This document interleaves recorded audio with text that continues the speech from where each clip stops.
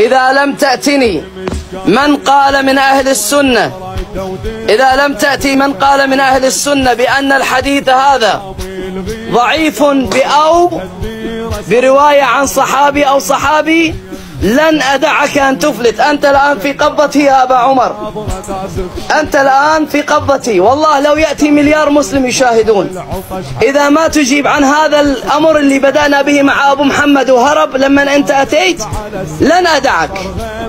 وأيضا تعطيني أن ابن تيمية صحاح الصحيحين. لا تكذب أمامك الآن.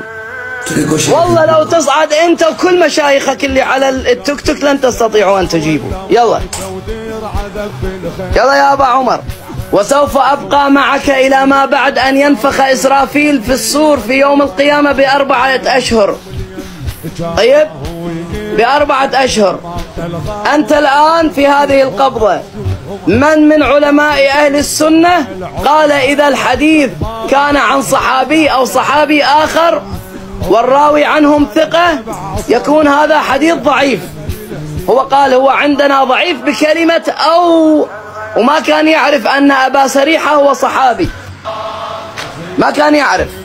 الآن أمام الناس أبو عمر الشامي، لن نخرج من الموضوع الأول حتى تجيب عن كلام ابن تيمية وعن كلامك أن الحديث ضعيف أو تقول أنك كذبت على الناس مثل الآن أبو عمر هو في قبضتي، الآن أبو عمر هو في قبضتي متورط، وما يستطيع أحد ينقله إلا الدكتور ينقذه ينزلني، ولكن أنا معه إلى ما بعد يوم القيامة. لو نفخ إسرافيل في الصورة قل له من رخصتك يا إسرافيل تعال أبو عمر بعد معي في يدي.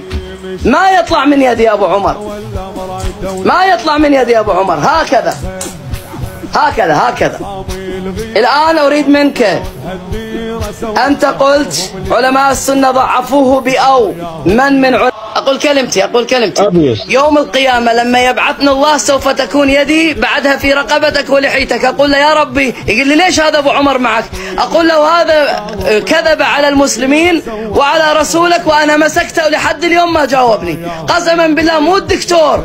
إيش بك أنت تهدد بالدكتور؟ والله لو عزرائيل ما راح يفك إيدي من رقبتك ومن لحيتك، قسما بالله.